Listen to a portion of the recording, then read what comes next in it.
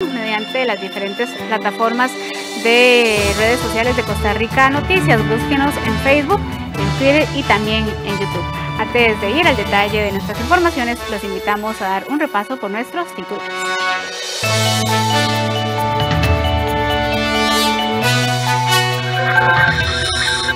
Autobuseros y taxistas se manifestarán el martes 15 de junio ante la crisis económica que han enfrentado producto de la pandemia. El séptimo incremento en el precio de los combustibles podría quedar en firme esta semana. Los diputados se unieron al llamado de la Cancillería de nuestro país y reprocharon la detención de los 4 precandidatos presidenciales en Nicaragua.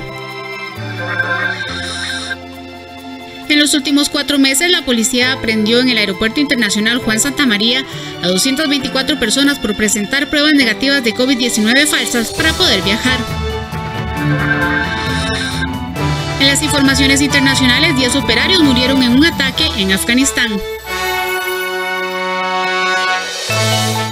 A esta hora vamos con el detalle de las informaciones y tenemos información en vivo. Autobuseros y taxistas se manifestarán el martes 15 de junio ante la crisis económica que han enfrentado producto de la pandemia y la poca o nula ayuda que según ellos han recibido por parte del gobierno. La periodista Ana Marta Arce tiene esta información y nos amplía en vivo. Adelante, Ana Marta, muy buenas noches.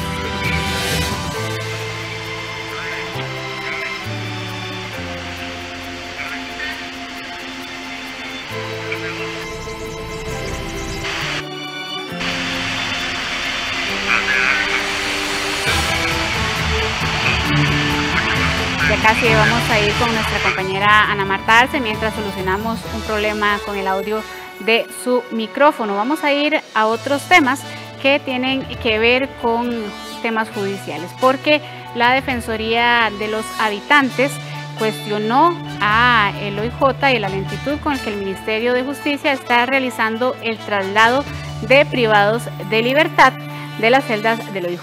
Incluso advirtió de la posibilidad de que se presenten suspensiones de audiencias debido a este problema. El periodista Andrés Ortiz nos informa. Adelante. Gracias, compañeros. Buenas noches para ustedes y para los televidentes. Así es, el día de ayer martes, la Defensoría de los Habitantes realizó una inspección en celdas judiciales en San José.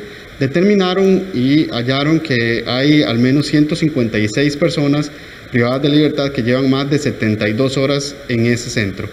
Esto lo que señalan es que podría generar una suspensión, una eventual suspensión de audiencias en el Poder Judicial debido a este colapso en las celdas del OIJ. Este tema ya ha sido también cuestionado por la misma dirección del OIJ. Y lo que señala en este caso el Ministerio de Justicia, y lo ha hecho en otros casos, es que hay órdenes también judiciales sobre algunos centros penitenciarios donde no permiten el ingreso de más personas debido al hacinamiento y otros hechos que en algún momento también les imposibilitan hacer los traslados. Veamos.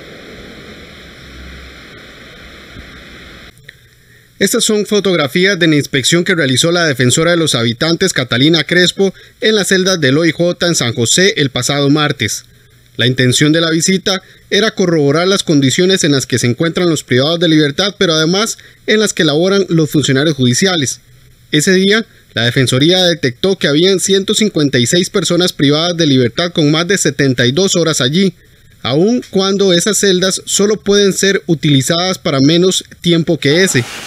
Ante esto, cuestionaron la lentitud con la que el Ministerio de Justicia está trasladando a los privados de libertad a los centros penitenciarios, incluso señalando posibles suspensiones de audiencias judiciales debido a este colapso en las celdas.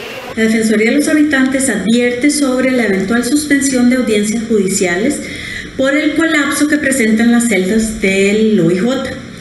Y es por ello que pedimos cuentas a la ministra de Justicia Paz, a la señora Fiorella Salazar. Para la Defensoría es fundamental que se detallen las razones por las cuales no se está cumpliendo el plazo de 72 horas. Flavio Quesada, secretario general de la Policía Judicial, indicó que hasta este miércoles habían 205 personas que se encuentran en celdas judiciales y que ya tienen una situación jurídica resuelta, pero que no han sido trasladados. Esto es muy grave. Tenemos ya, de acuerdo al último informe de hace unos minutos, tenemos ya saturación de celdas en el segundo circuito judicial, donde ya incluso informamos a las autoridades judiciales que no vamos a poder realizar los juicios que no sean estrictamente necesarios por su plazo perentorio. Esto quiere decir que si un juicio tiene como vencimiento la medida cautelar hoy, entonces a esa persona la vamos a sacar del centro penal, la vamos a llevar a la sala de juicio y de la sala de juicio la tenemos que llevar directamente al centro penal. Estamos violentando con esto los derechos de las personas detenidas, estamos aumentando el riesgo que nosotros tenemos que asumir en el organismo y por ende contar con mayor cantidad de personal que pueda contener a estas personas. Además del segundo circuito judicial en Goicoechea, también zonas como Garavito, San Ramón, Sarapiquí y el primer circuito judicial en San José se encuentran colapsadas. Por su parte, la viceministra de Justicia y Paz, Viviana Bosa, señaló que están buscando soluciones. También indicaron que la lentitud del proceso de traslados se debe a órdenes judiciales de cierre de centros, órdenes sanitarias por casos COVID y aislamiento de los privados de libertad que llegan de celdas judiciales o que hayan salido a procesos judiciales. Desde el Ministerio de Justicia y Paz hemos puesto en el centro de nuestra gestión a la persona privada de libertad y es por eso que estamos garantizando y buscando más y mejores espacios que funcionen como sitios de aislamiento para la atención de la pandemia. Y con esto nuestro objetivo es poder garantizar los ingresos de la población privada de libertad que se encuentra en celdas judiciales. El OIJ presentó entre el año 2020 y este año más de 70 recursos de amparo debido a este problema. Bien, compañeros, esta es la información que tenemos desde la Defensoría de los Habitantes. Por supuesto que estaremos dándole seguimiento a este tema del posible colapso en las celdas del OIJ de personas privadas de libertad que deben ser trasladados al sistema penitenciario. Regreso con ustedes al estudio. Buenas noches. Gracias, Andrés, por esta información. Muy buenas noches. Son las 7 de la noche con 7 minutos y como ya le indicábamos al inicio de este noticiario, autobuseros y taxistas se manifestarán el próximo martes 15 de junio. Esto ante la crisis económica que han enfrentado producto de la pandemia y porque según este sector han recibido poca o nula ayuda por parte del gobierno. ¿Qué es exactamente lo que demanda este sector? Ana Marta Arce nos explica en vivo. Adelante, Ana Marta, muy buenas noches. Muy buenas noches, Eisel y amigos televidentes. Son cerca de 220 empresas autobuseras y al menos el 50% de la flotilla nacional de taxis que se irán a paro de servicio de transporte público el próximo martes 15 de junio. Ellos están afirmando que pues han vivido una situación bastante crítica económicamente. Es por eso que le solicitan al gobierno que por favor los atienda, ya que mencionan que llevan meses tratando de buscar una salida a este problema económico que viven y no han tenido una respuesta. Precisamente para tener una idea, nos indicaban desde el sector autobusero que cerca de 8 empresas han tenido que devolver sus concesiones y que se ha reducido en este año y 3 meses de pandemia al menos un 70% del servicio de transporte público. Pero veamos la información que hemos preparado. El próximo martes 15 de junio se realizará un paro nacional de transporte público organizado por el sector autobusero y apoyado por los taxistas. Aunque no quisieron dar muchos detalles sobre las horas y rutas en donde se manifestarán, esperan que al menos el 95% de transporte de autobús se integre al movimiento. La protesta se realiza por las secuelas económicas que han tenido que enfrentar ambos sectores debido a la pandemia y la poca ayuda que, según indican, han recibido del gobierno. Según manifestó Roberto Muñoz, presidente de la Cámara de Autobuseros de Guanacaste, durante el último año se ha reducido el 70% de la demanda por la COVID-19. Se ha incrementado el precio de los combustibles y se han realizado rebajas en las tarifas del servicio. Actualmente, 8 empresas han devuelto sus concesiones y otras están cerca de hacerlo ante su alta morosidad. Esta medida se ha tomado en vista de la situación grave que atraviesa el sector en relación a la crisis provocada por la pandemia. Reducción entre un 70 y un 40% de la demanda, rebajas en las tarifas, aumentos en los combustibles, aumentos en el dólar incremento en repuestos e insumos. Esto ha hecho que la situación sea sumamente inmanejable, ya que ante la disminución el flujo de caja se hace insuficiente. Es importante mencionar que las obligaciones que tienen estas empresas con distintas instituciones del Estado son las mismas.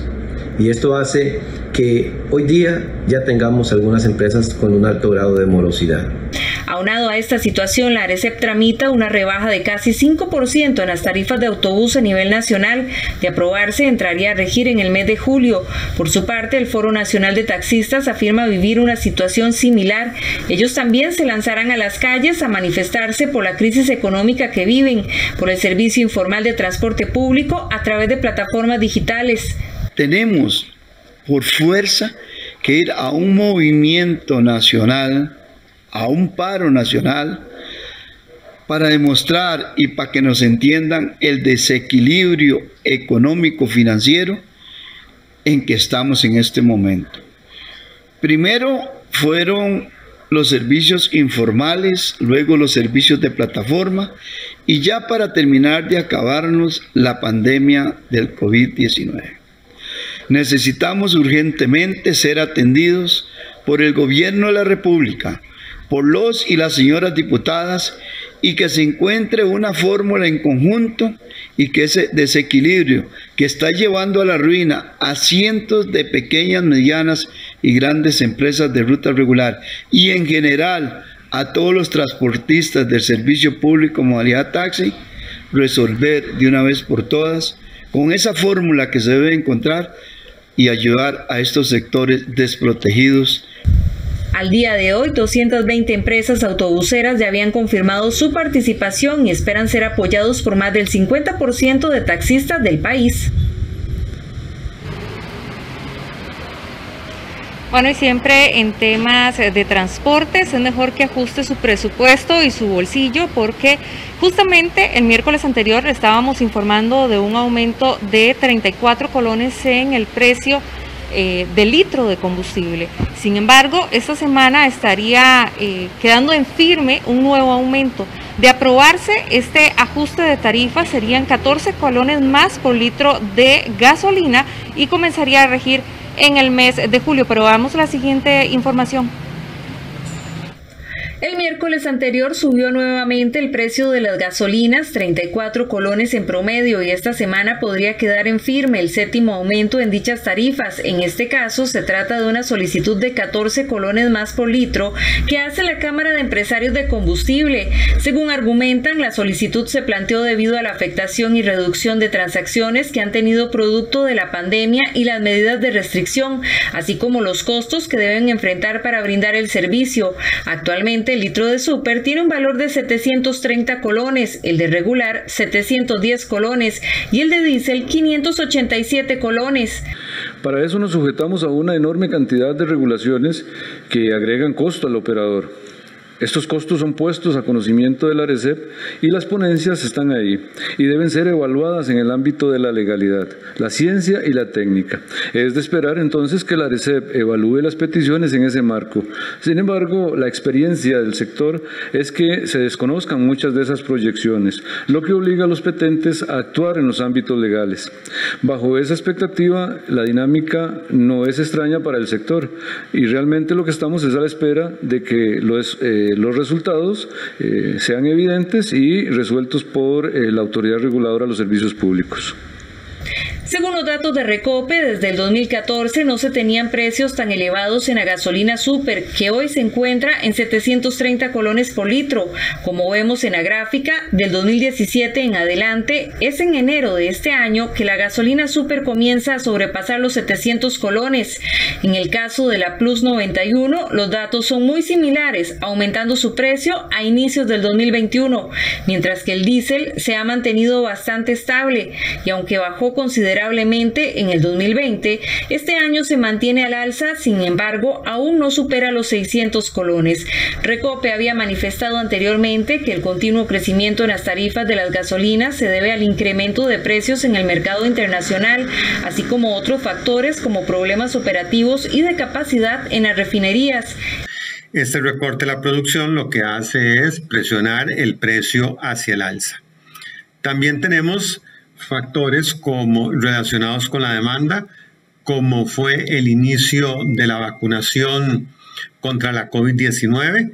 Esto lo que hace es generar expectativas de que se está cada vez más cerca del relajamiento de las medidas de confinamiento, que los países van a poder volver más rápidamente a la normalidad, de tal forma que la producción va a aumentar, y si la producción aumenta se requiere energía para ello, y por lo tanto un aumento en la demanda de petróleo lo que hace es presionar el precio hacia el alza.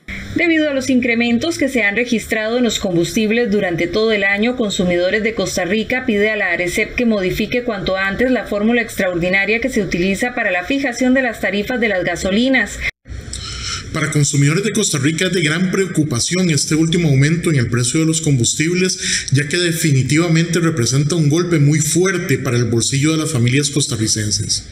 Es necesario que de una vez por todas la autoridad reguladora modifique la fórmula extraordinaria de fijación del precio de los combustibles y que los diputados de la Asamblea Legislativa modifiquen la Ley 8114, mediante la cual se fija el impuesto único a los combustibles, de tal manera que tengamos una rebaja permanente en el costo de este producto que es transversal a la economía costarricense. Consideramos que de no tomarse acciones inmediatas, los costarricenses seguiremos sufriendo en nuestros bolsillos de estos incrementos, ya que más adelante se van a ver reflejados en otros servicios regulados y también en el precio de alimentos y otro tipo de artículos en el mercado. En lo que llevamos del año, el litro de súper registra una variación de 147 colones, la regular 148 y el diésel 104 colones. Eisel y amigos televidentes, este jueves vence el plazo para que la Autoridad Reguladora de los Servicios Públicos apruebe o no este ajuste que, como lo decíamos anteriormente, de aprobarse serían 14 colones más por litro de combustible. Este ajuste de tarifas de las gasolinas ha sido solicitado en este caso por la Cámara de Combustibles, aduciendo que han tenido pérdidas bastante grandes por la pandemia. De aprobarse esta tarifa, entonces comenzaría a regir a partir del mes de julio. La información que tengo de momento, vuelvo con usted al estudio principal donde tiene más noticias. Buenas noches. Gracias, Ana Marta, por esta información. 7 aumentos consecutivos desde que inició el año en el precio de los combustibles, en un momento en el que nuestro país se encuentra en una crisis económica debido a la pandemia. Definitivamente lamentable esta situación. Son las 7 de la noche con 18 minutos. Vamos a hacer una pausa, pero le adelantamos al volver que los diputados se unieron al llamado de la Cancillería de nuestro país y reprocharon la detención de los 4 precandidatos presidenciales en Nicaragua. Al volver, Melanie Corrales nos tendrá los detalles. Ya casi venimos.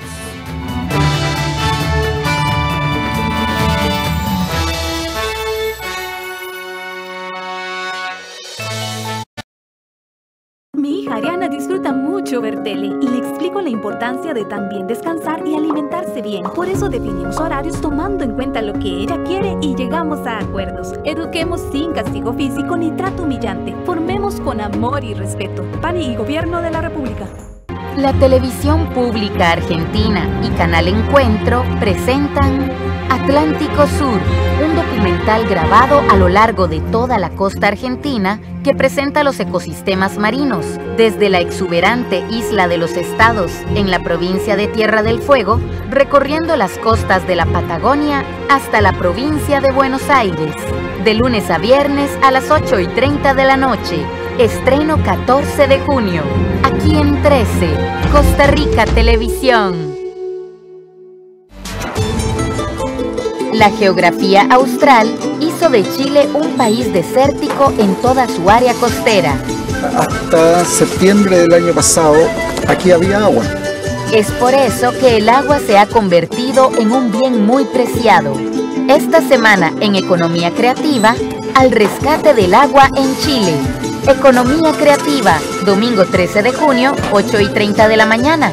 Por 13, Costa Rica Televisión. Para celebrar la Semana de la Salud Mental, presentamos en nuestro espacio Documentales UNED, Hospital Carlos Sáenz Herrera, Centro de Apoyo Hospitalario, el miércoles 9 de junio a las 9:30 de la noche y el sábado 12 de junio a las 4:30 de la tarde. En 13, Costa Rica Televisión.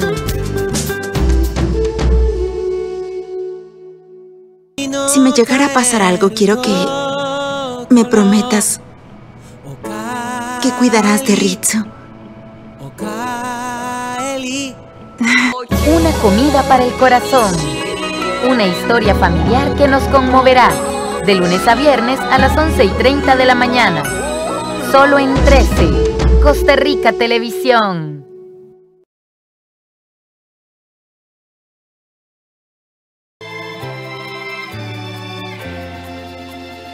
Gracias por continuar con nosotros. Como le adelantamos antes de ir al corte comercial, Costa Rica se unió al llamado de la Cancillería de la República de reprochar las acciones de Nicaragua en contra de varios precandidatos de la oposición tras la detención que se ha dado en los últimos días. La periodista Melanie Corrales nos informa en vivo. Adelante, Melanie.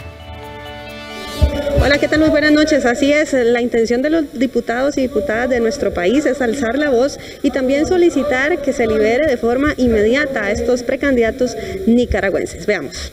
La fracción de Restauración Nacional repudia las detenciones de 4 precandidatos presidenciales y líderes opositores en Nicaragua. Este es un claro atropello del régimen de Daniel Ortega para intentar acallar a quienes lo adversan de cara a las próximas elecciones. Los atropellos a la democracia en Nicaragua son sistemáticos y Costa Rica, como país vecino, pero sobre todo como defensora de la democracia, debe repudiar todas las formas de intimidación contra el ejercicio de la oposición política.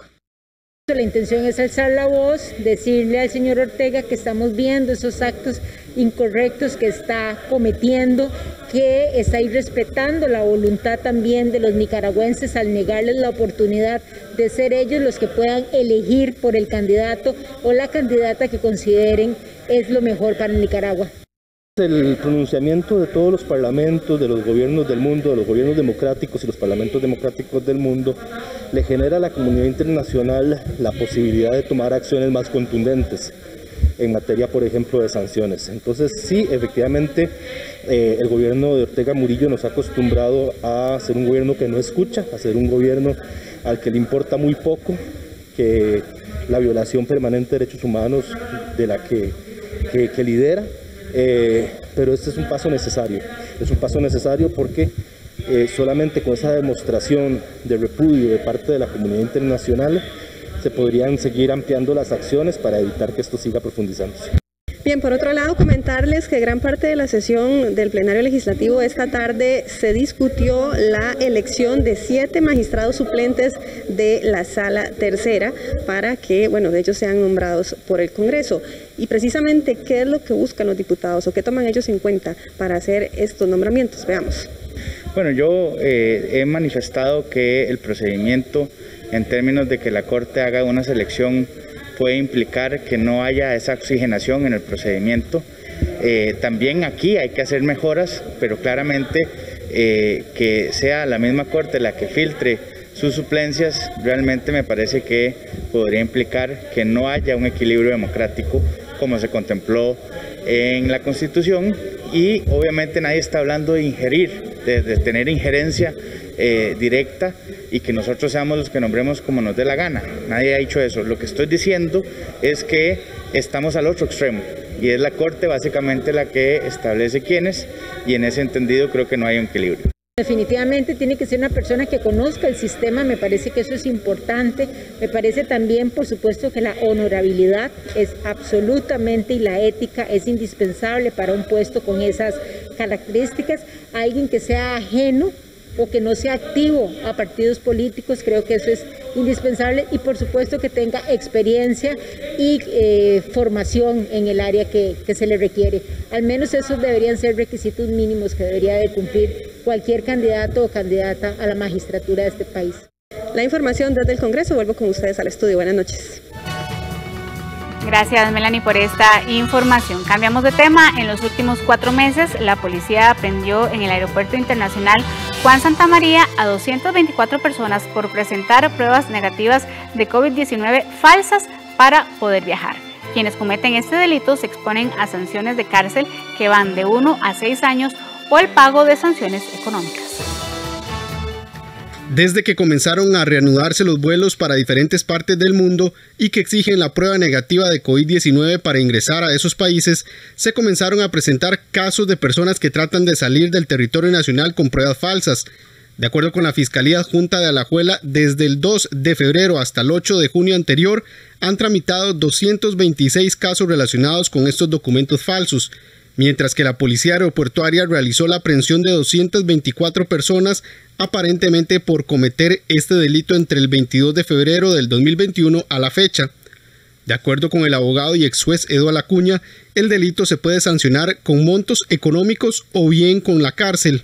La persona tiene 2 o 3 posibilidades. La primera es someterse a una reparación integral del daño, mediante lo cual da una contribución a una organización no gubernamental que anda entre los $300 y $400 y la persona queda libre, pero con el antecedente de haber optado por una solución alterna que le impide en los próximos 5 años volver a utilizar este tipo de figuras como la conciliación, la reparación del daño o la suspensión del proceso de prueba.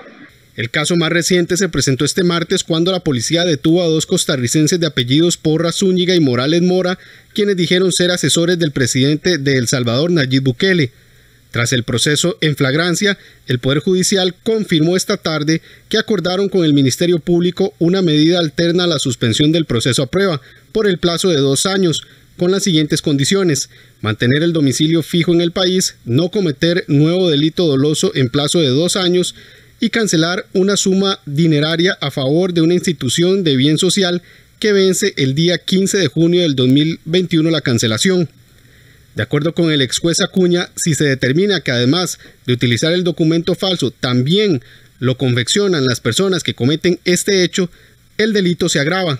Investigarse por parte de la Fiscalía quién o quiénes están falsificando estos documentos para someterlos a una acusación por el delito de falsificación de documentos. Esto en el entendido de que haya personas que vendan y que esas pruebas son las que se presentan en el aeropuerto, porque existe también la posibilidad de que se trate de que la misma persona que va a viajar haya confeccionado o falsificado la prueba que presenta. Los casos son detectados por la policía, quienes dan aviso al Ministerio de Salud y luego a la Fiscalía. El turismo continúa en crisis, así lo advierte la Cámara de Hoteles y Canatur, quienes insisten en que Costa Rica se encuentra aún muy lejos de lograr las cifras de visitación previo a la pandemia, pese al aumento de llegadas internacionales en el mes de mayo. A pesar de que el Instituto Costarricense de Turismo reportó el aumento en el arribo de turistas mediante la vía aérea con la mayor visitación en mayo desde que se volvieron a abrir las fronteras, la Cámara Costarricense de Hoteles y la Cámara Nacional de Turismo recuerdan que el sector se mantiene en dificultades y son enfáticos en que las cifras de visitación actual alcanzan apenas el 27% de lo reportado en el 2019. Precisamente la Cámara Costarricense de Hoteles ve con cautela estos datos y los analiza como un signo leve de recuperación, a la vez que señala que aunque es positivo, no se deben de perder la perspectiva de que el sector turismo continúa en crisis. Es muy importante aclarar que turismo continúa en crisis, o sea, el levantamiento que estamos teniendo en visitación de turistas en realidad es un número importante porque nos está enseñando que va a haber una recuperación, sin embargo sigue siendo un número muy pequeño. Nosotros o el sector turismo en el acumulado del año al 30 de mayo estamos en un menos 73% en comparación al 2019. Ante este panorama, todos los actores son conscientes de que la recuperación post-pandemia será lenta, a mediano y largo plazo. Precisamente la Cámara de Hoteles sí hizo un llamado al sector financiero para aumentar las medidas que podrían implementar como ayuda al sector que les permita acceder al capital de trabajo, reestructuraciones de deudas a largo plazo y reducción de las tasas de interés. Por eso es que es de suma importancia seguir trabajando en todas las acciones de reactivación que viene trabajando el ICT, pero sobre todo en todas las acciones de apoyo y de ayuda financiera para el sector turismo. De lo contrario, vamos a seguir teniendo una afectación aún más grande de la que tenemos hoy a nivel de infraestructura y a nivel de generación de empleo. Es importantísimo que el Poder Ejecutivo y la Asamblea Legislativa convoquen los proyectos de fondos de avales, de nómadas digitales, de pensionados rentistas. Es importantísimo también el apoyo por parte de los servicios públicos. Necesitamos trabajar en tarifas preferenciales para el sector. Estamos viviendo una situación que es muy complicada y si no ayudamos al sector a salir adelante, vamos a tener un problema muchísimo más grande que tenemos hoy en día. Según la Dirección General de Migración y Extranjería, mayo registró la cifra más alta de visitación desde la reapertura total de fronteras el pasado 1 de noviembre. En total arribaron 90.321 turistas. Precisamente en ese mes la visitación turística proveniente de Estados Unidos llegó a una cifra equivalente al 73% de la cantidad de turistas que vinieron en mayo del 2019, cuando no había pandemia. La vacunación es uno de los factores que mantiene alentado al gobierno sobre el posible aumento en el turismo desde Estados Unidos. Además, el ICT espera que las cifras de visitación continúen en aumento con la activación del mercado europeo. El Banco Centroamericano de Integración Económica donó $100.000 a Costa Rica con el objetivo de financiar estudios de prefactibilidad de obras viales. El gobierno solicitará luego un crédito por un monto superior a la cifra donada para invertir en mejoras como la colocación de capa asfáltica a rutas de lastre y la reparación de puentes en mal estado. Mediante un acto simbólico este miércoles por la mañana se concretó la firma de una donación que realizará el Banco Centroamericano de Integración Económica Costa Rica. Se trata de un presupuesto de 100.000 millones con el cual se pretende preparar un préstamo con el mismo banco que ascendería a 400.000 millones aproximadamente. Así lo dieron a conocer las autoridades como el presidente de la República, Carlos Alvarado, y del Ministerio de Obras Públicas y Transportes, el CONAVI, así como del BCIE. Para el BCIE y nuestro director es un placer ver que los fondos se convierten en una obra al servicio de los ciudadanos. Primero que todo, pues Costa Rica es un socio fundador del BCIE. Para nosotros Costa Rica es un ente muy importante con una cartera, como lo mencioné en el pasado, muy innovadora. Tenemos carreteras que no son simples carreteras, son carreteras innovadoras que tienen mecanismos antisísmicos, mecanismos que básicamente facilitan su construcción en medio de una urbe como es San José. Hemos aprobado cerca de 8.000 millones de dólares para Costa Rica desde la vida del BCIE y el ministro me contaba que él ha sido testigo de esto, de los cuales pues tenemos una cartera muy activa en proyectos muy innovadores, salud, infraestructura, ahora apoyo presupuestario, así que nos place ser un socio para el crecimiento de Costa Rica. Agradecer esta donación, esta contribución no reembolsable por prácticamente 100 millones de dólares para hacer estudios de factibilidad que nos van a concretar las obras que el Ministerio de Obras Públicas plantea dar continuidad hacia el futuro para algunos componentes de la vialidad nacional que son absolutamente fundamentales para el desarrollo económico y social de nuestro país. El mandatario señaló que al menos 1.100 kilómetros de caminos que son de lastre en este momento serán asfaltados con este dinero. También se repararán puentes en estado de deterioro a nivel nacional, así como la construcción de las radiales de Heredia y Sarchí y la preinversión y diseños finales de la radial de Desamparados. También incluye el apoyo financiero para el desarrollo de concesiones de obra pública como la ampliación de la Ruta 27 y San José-Cartago. ¿Para qué es crédito? Este crédito del BCIE con Costa Rica tiene varios componentes. 1. El tratamiento asfáltico de cerca de 1.100 kilómetros de rutas que antes estaban en lastre para que tengan sello asfáltico. Si ustedes ven, la mayoría de esas rutas son rutas rurales que pasarían a estar en asfalto. Ahora, al día de hoy, con el esfuerzo que se han hecho en estos 3 años, hay más de 700 kilómetros que antes estaban en lastre, es decir, piedra, polvo, huecos y charco, que hoy están con sello asfáltico. Ya hay un esfuerzo de 700 kilómetros en Guanacaste, Limón, en la zona sur. Para los productores es más fácil sacar su producción. Para las personas es más fácil movilizarse a centros de salud, a centros de educación. Para los turistas es más fácil llegar. Ese elemento es de reactivación. Previo a la conferencia de prensa, Dante Mossi, presidente ejecutivo del BCIE, realizó un recorrido por la megaobra vial de Circunvalación Norte en compañía del jerarca del MOP. Este proyecto está siendo financiado por el BCIE como parte del programa de obras estratégicas de infraestructura vial por un monto de $430 millones. Banco Popular presenta el tipo de cambio.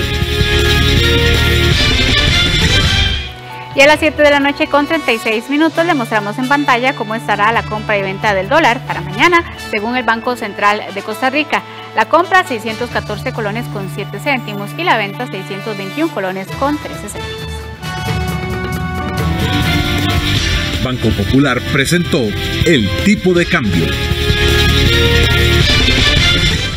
A esta hora vamos a hacer una nueva pausa comercial, pero le adelantamos que a pocas semanas de que inicien los Juegos Olímpicos, donde Costa Rica tiene ya 10 atletas clasificados, la delegación no ha logrado obtener aún las vacunas que Pfizer había apartado para estas personas. Los detalles los tendrá nuestra compañera Andrea Salazar en la sección deportiva. Ya casi volvemos.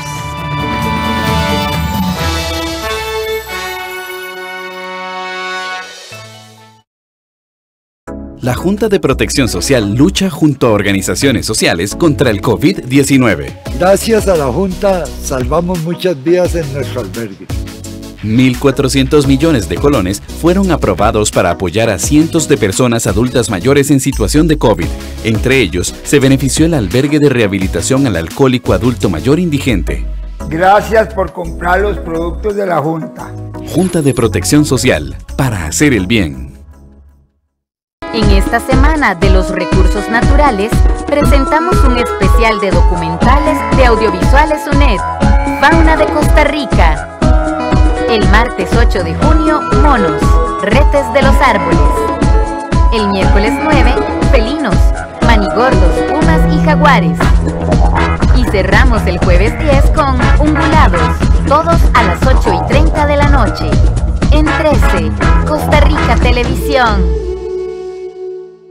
Continuamos con el programa que nos enseña cómo construir una huerta en casa y disfrutar de nuestros cultivos. Aquí tenemos un módulo de la técnica de película de nutriente conocido como NFT por sus siglas en inglés.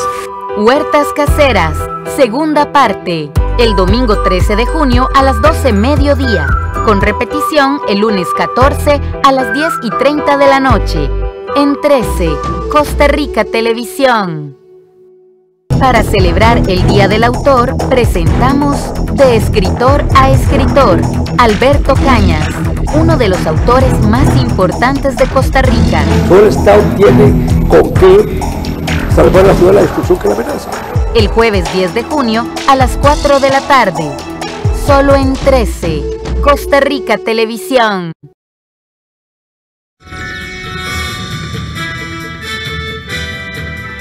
¿Qué tal? Buenas noches, les saluda Andrea Salazar. Arrancamos con información deportiva y el drama del descenso aún no termina. Esta semana se escribieron 2 nuevas páginas de una historia que parece será larga. Luego de que Limón FC apelara, el comité de competición rechazó el recurso y lo ha elevado al Consejo Director.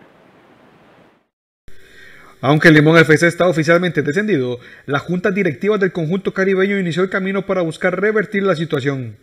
La Tromba del Caribe ya se topó con una puerta cerrada, pero podría ser la primera de muchas. Este martes el comité de competición rechazó el recurso por haber sido presentado extemporáneamente. El reglamento de competición establece que el acto debió realizarse al día hábil siguiente al que Limón recibió la notificación de equipo descendido.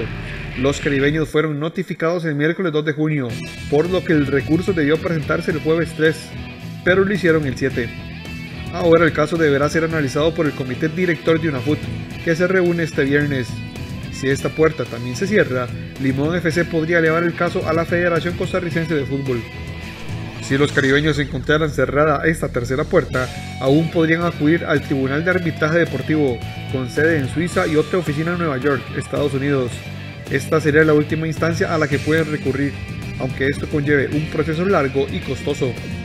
Limón busca la nulidad total de la temporada 2020-2021, que incluye los torneos de apertura, ganado por Alajuelense, y de clausura, ganado por Saprissa. De esta forma no habría equipo descendido, ni tampoco campeones. En la Tromba del Caribe argumentan su petición en vicios de nulidad presentes en la planificación de la temporada y cuentan con la asesoría de una firma de abogados en España con experiencia en casos ante FIFA. El accionar de Limón podría acarrear complicaciones para el fútbol costarricense, ya que, entre otras cosas, podría retrasar el inicio de la temporada 2021-2022, prevista para iniciar en agosto. Además, obligaría a jugar los próximos 2 torneos con 13 o más clubes, ya que la Asociación Deportiva Guanacasteca ganó su derecho de estar en primera división tras dejarse el título de la Liga de Ascenso, algo que no está en duda. A pocas semanas de que den inicio a los Juegos Olímpicos de Tokio, donde Costa Rica ya tiene 10 atletas, la delegación no ha logrado obtener las vacunas que Pfizer ha apartado para estas personas. El plan B sería enviar a toda la delegación a vacunar a los Estados Unidos. La vacunación para las delegaciones costarricenses que estarán en los Juegos Olímpicos y Paralímpicos de Tokio 2020 todavía no ha empezado, aunque falta poco más de un mes para la cita deportiva más esperada del año. Según Alexander Zamora, están a la espera de que autoridades de gobierno aprueben la vacunación, ya que hay un cargamento dirigido para el Comité Olímpico Nacional que envía a Pfizer dentro de las vacunas que manda el país. Esto gracias a un acuerdo entre la farmacéutica y el Comité Olímpico Internacional. Gracias a esto, la mayoría de delegaciones que estarán en Tokio empezaron desde hace semanas con dicha vacunación. De no darse una respuesta por parte del gobierno de aquí al viernes, el CON tiene como plan B enviar a estas personas a Estados Unidos gracias a un ofrecimiento de Panam Sports que podría costar alrededor de $10,000. Nosotros mandamos un listado e hicimos la proyección, porque también no solamente enviamos los atletas convencionales, sino también los paralímpicos. Mandamos un listado, solicitamos la cantidad de dosis, obviamente por 2, porque si pedimos 60 dosis, son 120 en total, ¿verdad? Al día de hoy, hace 2 o 3 semanas, no hemos podido recibir la vacunación. Muchos de nuestros atletas han tenido que seguir viajando, han tenido que huir a buscar puntos, como ustedes bien saben. Ha sido un gran problema. Estamos optando, ojalá, yo esperaría recibir la noticia de hoy a mañana. Por otro lado, Alexander Zamora, como jefe de misión de Tokio y con gran experiencia en este trabajo, espera una logística muy diferente y mucho más rigurosa para estos Juegos en medio de la pandemia, donde las pruebas PCR y la vigilancia para evitar contagios será la tónica. Es un constante envío de comunicación, de recibir cambios, porque también interviene el gobierno del país, o sea, el gobierno de Japón, lógicamente su Ministerio de Salud, etc. Y eso ha sido lo complicado para estos Juegos. Y uno entiende que, como dicen, todos los días puede cambiar algo. Entonces ha sido complicada esta logística. Costa Rica ya clasificó a 10 atletas a estas justas olímpicas y todavía están a la espera de 3 deportes más que tienen oportunidad. En el campo internacional, la Copa América, que está prevista para iniciarse este domingo, sigue encontrando detractores. Ahora son los jugadores de la selección anfitriona, Brasil, quienes se manifestaron en contra de realizar el evento en su país, el segundo con más muertes por la COVID-19. Los jugadores de la selección brasileña se mostraron contrarios a la organización de la Copa América 2021 en su país, duramente golpeado por la pandemia, aunque aseguraron que disputarán el campeonato que debe empezar el domingo. Tenemos una misión por cumplir con la histórica camisa verde y amarela pentacampeona del mundo. Estamos en contra de la organización de la Copa América, pero nunca diremos no a la selección brasileña, dijeron en un comunicado divulgado en sus redes sociales tras la victoria de 2-0 contra Paraguay en Asunción, por la octava jornada del premundial sudamericano hacia Qatar 2022. La declaración de los jugadores de la selección brasileña culmina una tensa semana de la Seleção afuera de las canchas. La designación de Brasil como sede el lunes de la semana pasada, con respaldo del gobierno del ultraderechista Jair Bolsonaro, provocó una cascada de críticas por la grave situación sanitaria del gigante latinoamericano, el segundo país con más muertos, más de 474.000, solamente superado por Estados Unidos. Las versiones periodísticas apuntaban a que los futbolistas consideraron no disputar el evento e incluso habrían contactado con los líderes de otras selecciones para alcanzar un consenso, lo que habría provocado la molestia de altos dirigentes del fútbol brasileño. Los jugadores también se apartaron de cualquier discusión política sobre la realización de la Copa, tras pedidos del hijo mayor de Bolsonaro, el senador Flávio Bolsonaro, de que evitaran un boicot, y del senador opositor Renan Calheiros, de que no disputaran lo que llama el campeonato de la muerte. El futuro de la convulsa Copa América de Brasil se definirá el jueves, cuando el Tribunal Supremo decida sobre 2 acciones judiciales contra la realización del campeonato de selecciones más antiguo del mundo. Sin dejar de lado la polémica suscitada por el torneo, este martes se disputó otra jornada de la eliminatoria mundialista, en la que Brasil domina ampliamente. La canariña ganó 2-0 en su visita a Paraguay y ha conseguido todos los puntos en disputa, tras 6 victorias. Con 18 puntos, su ventaja sobre Argentina es de 6 unidades. La albiceleste dejó ir el triunfo en Colombia, donde ganaba 2-0 en apenas 8 minutos, pero los locales lograron la igualdad cuando se jugaba tiempo de reposición. Detrás de Argentina está Ecuador, que se vio sorprendido y cayó en casa ante Perú, hasta ahora la peor selección de la clasificación. Otro que sorprendió fue Bolivia, que arañó un punto en su visita a Chile. Por su parte, Venezuela y Uruguay empataron sin goles. Con esto llegamos al final de los deportes, pero antes le informamos de la derrota que ha sufrido nuevamente la selección nacional 4-0 en un amistoso ante Estados Unidos, y esto ahora pone por supuesto en tela de duda la situación de Ronald González, que ya tiene muchísimos partidos sin ganar desde 2019 prácticamente que no pasa, así que parece que en los próximos minutos se va a estar anunciando ya la salida del técnico Ronald González. Andrea, usted me corrige, pero tengo entendido que son más de 10 partidos los que no ha podido ganar a la selección nacional. Son 11 partidos, según los datos de Gerardo Coto Cover, 10 clase A, que no logra ganar la selección nacional. Definitivamente es una mala racha bastante grande la que tiene ya la tricolor. Vamos a ver ahora quién sería entonces el nuevo director técnico de la selección. Sin duda alguna el tema de qué hablar en redes sociales en los próximos minutos. Claro, y por supuesto mañana le vamos a tener toda la información en las ediciones de Costa Rica Noticias. Gracias, Andrea. Buenas noches. Buenas noches.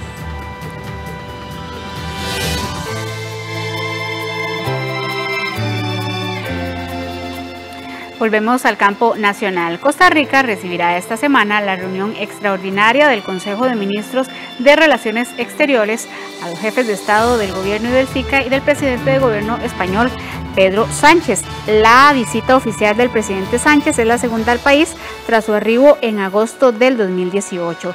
La cumbre extraordinaria SICA-España estará cerrada en temas sobre la recuperación sostenible, verde, inclusa y con transformación tecnológica e innovación, así como en la cooperación regional entre SICA y España. Este miércoles fue la reunión extraordinaria del Consejo de Ministros de Relaciones Exteriores y por la noche se esperaba el arribo del presidente del gobierno español, Pedro Sánchez.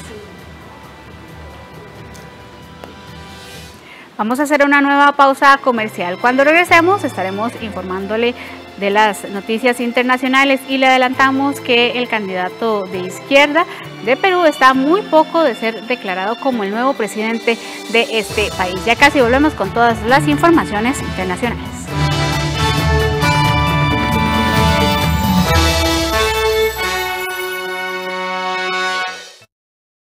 Es urgente que ahorremos agua. Mientras nos enjabonamos las manos y lavamos los platos, cerremos la llave y al abrirla reduzcamos la presión del agua. Revisemos que no existan fugas en el servicio sanitario. Reguemos las plantas de noche y con un recipiente pequeño. Al lavar, aprovechemos el agua con una tanda completa de ropa. Por su seguridad y la protección ante el COVID-19, comprometámonos con el ahorro de agua. AIA, 60 años de llevar salud y bienestar. Yo no sabía que podía hacer eso, pero se me ocurrió el poeta, el niño y el río. Ese es el cuento que la UNICEF publica en 164 idiomas. Una entrevista a fondo con el escritor nacional José León Sánchez. Y le dije, maestro, yo quiero escribir un libro sobre México. Yo quiero contar los que perdieron la guerra, o sea, la gloria de los vencidos. Para celebrar el Día del Autor, presentamos Campahue. Con la tinta de René Picado y con el papel de Carlos Andrés Pérez de la República, yo edité 100 libros de la isla de los hombres solos. Cuando el mar se convierte en laguna. El jueves 10 de junio a las 4:30 de la tarde. Solo en 13, Costa Rica Televisión. Su territorio alberga el área protegida más importante de Costa Rica y se trata de la segunda península más grande del país. Esta semana en Forjadores, la península de Osa, su historia y su gente. En 1937 llegué yo aquí a Puerto Jiménez. Puerto Jiménez era pequeño. Sábado 12 de junio a las 4 de la tarde. Por 13, Costa Rica Televisión.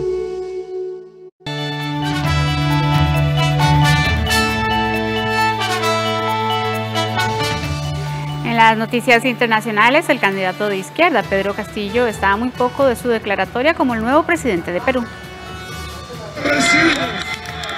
Pedro Castillo insiste en el mensaje que adelantó el martes por la noche: es el ganador de las elecciones presidenciales peruanas. Tras 3 días de recuento y con cerca del 99,8% de las papeletas escrutadas, el candidato de la izquierda radical saca más de 70.000 votos de ventaja a su rival conservadora, Keiko Fujimori. Seremos un gobierno respetuoso de la democracia, de la Constitución actual. Seremos respetuosos y haremos un gobierno con estabilidad financiera y económica. Castillo ha pedido a sus seguidores que no cedan a las provocaciones y ha agradecido los mensajes de felicitación que ha recibido de algunos países latinoamericanos. Por el momento, Keiko Fujimori, hija del expresidente convicto Alberto Fujimori, se resiste a arrojar la toalla. Anunció que iba a pelear hasta el último voto y aireó sin pruebas sus sospechas de un posible fraude electoral en favor de Castillo. Y precisamente el presidente boliviano Evo Morales le dio su felicitación a Pedro Castillo y ya lo acredita como el nuevo mandatario de Perú. Un mensaje triunfal. El expresidente de Bolivia, Evo Morales, felicitó el miércoles a Pedro Castillo, a quien dio como ganador en el balotaje presidencial de Perú. Según el órgano electoral de ese país, con más del 98% de los votos escrutados, el candidato izquierdista registra 50,20% contra 49,79% para la derechista Keiko Fujimori, pero la contienda sigue abierta. Morales definió a Castillo como hermano del alma y compañero de lucha, y le dijo que es orgullo de los movimientos sociales y profesionales patriotas. Y agregó que es una victoria del pueblo peruano, pero también del pueblo latinoamericano que quiere vivir con justicia social. El líder indígena boliviano había elogiado a Castillo varias veces en el pasado, destacando la similitud de ideas entre ambos. Esto había provocado la respuesta molesta de Fujimori, quien pidió al exmandatario boliviano que no se meta en Perú. Usted no se meta. Y China acusa a Estados Unidos de delirio paranoico por la ley para contrarrestar el peso económico de Pekín. Un delirio paranoico. Eso denunció Pekín el miércoles luego de que el Senado estadounidense aprobara un proyecto de ley de política industrial destinado a contrarrestar la creciente amenaza económica de China. El gigante asiático lo calificó como un intento de interferir en los asuntos internos del país y de privarle de su legítimo derecho al desarrollo a través de la tecnología. Nos oponemos firmemente a que Estados Unidos trate a China como un enemigo imaginario. La mayor amenaza para Estados Unidos es el mismo. Es más importante que Estados Unidos haga bien sus propios negocios que cualquier otra cosa. Los partidos estadounidenses superaron sus divisiones y apoyaron el martes un plan que destina más de 170.000 millones de dólares en investigación y desarrollo. El proyecto de ley, que debe pasar ahora a la Cámara de Representantes, aborda una serie de áreas tecnológicas en las que Estados Unidos se quedó por detrás de sus competidores chinos. Por ejemplo, destina 52.000 millones de dólares para financiar un plan para aumentar la fabricación nacional de semiconductores, cuya escasez ralentizó la producción de automóviles en el país.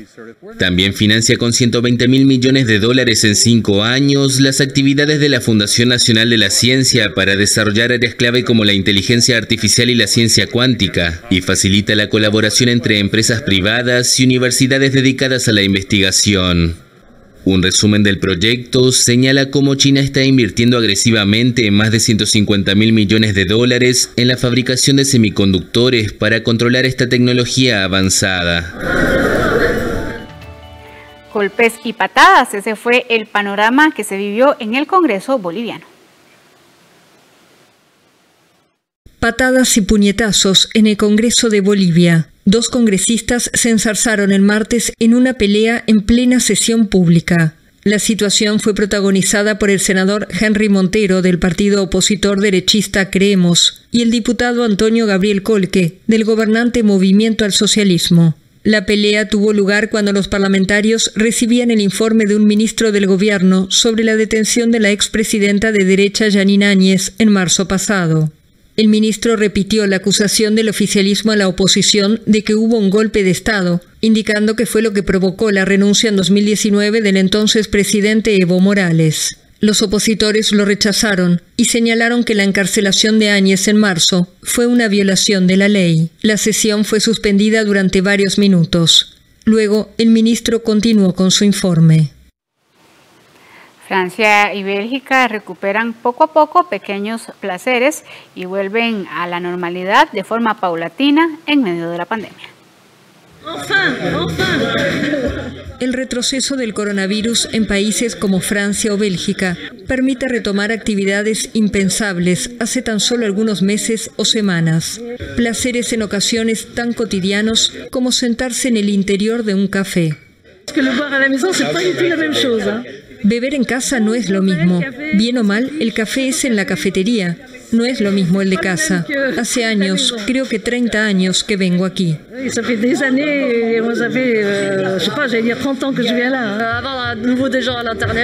Tener gente de nuevo en el interior nos permite tener más gente, más mesas en la reapertura y es más agradable.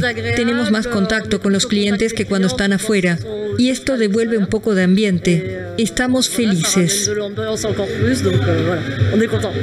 Desde el miércoles, cafés y restaurantes pueden abrir sus interiores en Bélgica y Francia, donde también se levantaron las restricciones para practicar deporte en gimnasios o nadar en piscinas cubiertas. Además, se retrasó el toque de queda de las 21 a las 23 horas. La nueva etapa de desconfinamiento durará 3 semanas y habrá que esperar hasta el 30 de junio para que terminen el toque de queda, el límite de aforo en bares, restaurantes y espacios culturales, y las limitaciones en las reuniones al aire libre.